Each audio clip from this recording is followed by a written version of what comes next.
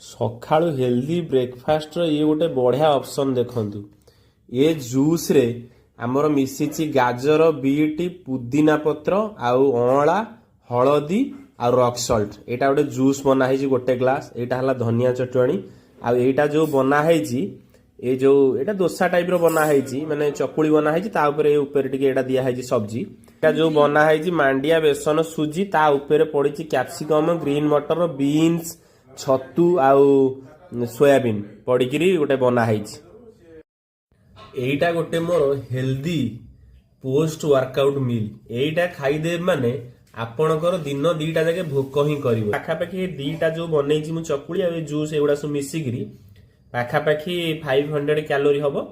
ଆଉ ପ୍ରୋଟିନ୍ ଆ ଦେହରେ ମାନେ ଯାହା ସବୁ ପକେଇଛି, ଆ ଦେହରେ ସୋୟାବିନ୍, ଛତୁ ଯାହା ସବୁ ପକେଇଛି, ପ୍ରୋଟିନ୍ ପାଖାପାଖି ଆ ଦେହରେ 30 ଗ୍ରାମର ପ୍ରୋଟିନ୍ ରହିଲା। ଆପଣଙ୍କୁ ଗୋଟେ ଭଲ ହେଲ୍ଦି ବ୍ରେକଫାଷ୍ଟ ମିଳିଗଲା ଆଉ ପୋଷ୍ଟ ୱାର୍କଆଉଟ୍ ମିଲ୍ ବି। ଏଇଭଳି ମାନେ ବ୍ଲଗ ପାଇଁ ମତେ ଫଲୋ କରନ୍ତୁ।